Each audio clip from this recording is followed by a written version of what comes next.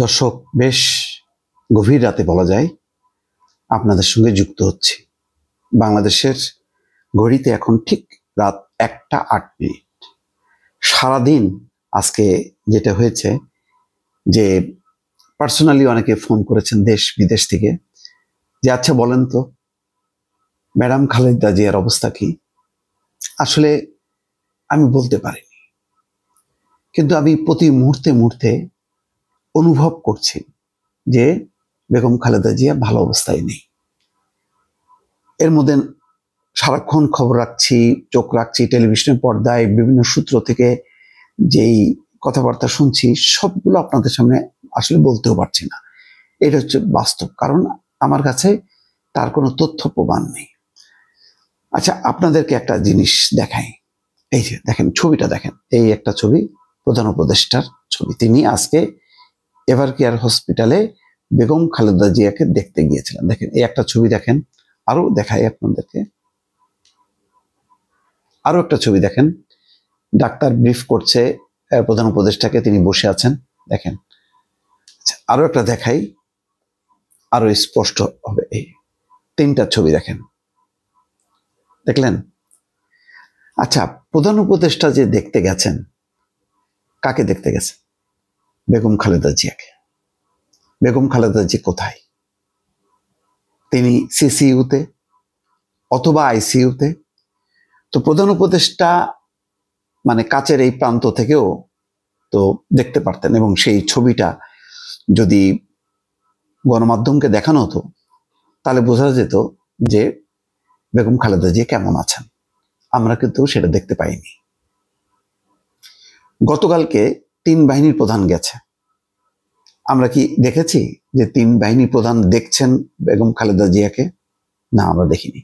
সাধারণত আইসিইউতে বা সিসিইউতে যেটা হয়, একটা দূরত্বে দাঁড়িয়ে দেখেন এবং সেই ছবি গণমাধ্যমে প্রকাশ হয়। তাহলে বোঝেন, এর থেকে বুঝতে পারছেন যে এই ধরনের কোনো ছবি নেই। এতে বোঝা যায় যে বেগম খালেদা জিয়ার কন্ডিশনটা কত খারাপ, যে ওই ছবিটা আসলে যদি প্রকাশ পায় তাহলে মানুষ বুঝতে পারবে যে বেগম খালেদা জিয়া সত্যি ক্রিটিক্যাল অবস্থার মধ্যে আছে। সেই কারণে এই ছবিটা রিলিজ করা হয়নি, যার জন্য যারা দেখতে গেছেন আমরা তাদেরকে দেখতে পাচ্ছি, কিন্তু যাকে দেখতে গেছেন তাকে কিন্তু আমরা দেখতে পাচ্ছি না। সেই বেগম খালেদা জিয়াকে কিন্তু আমরা আর দেখতে পাচ্ছি না। তারপরে আসেন দ্বিতীয় যে বিষয়টি, সবাই আমাকে জানতে চেয়েছে যে তারেক রহমান আসছে না কেন। কেউ বলছেন তিনি তো রওনা হয়েছেন, তিনি তো কাতারে আছেন, তিনি আজকে রাতে, এই যে রাতে আপনাদের সাথে কথা বলছে, আজকে আরো গভীর রাতে তিনি পৌঁছাবেন। সেখান থেকে হজরত শাহজালাল বিমানবন্দর থেকে হেলিকপ্টারে করে এভার কেয়ার হসপিটালে আনা হবে। তার জন্যই মহড়া চলেছে দুটি মাঠে। তারও কি কোনো প্রমাণ আছে? তারও কোনো প্রমাণ নেই। প্রথম আলো একটা রিপোর্ট প্রকাশ করেছে, সেখানে বলা হচ্ছে তারেক রহমানের উপর, এই যে রিপোর্টটা, সেখানে বলা হচ্ছে এখনো ট্রাভেল পাস চাননি তারেক রহমান, মায়ের বিষয়ে চিকিৎসকদের সিদ্ধান্তের অপেক্ষায়।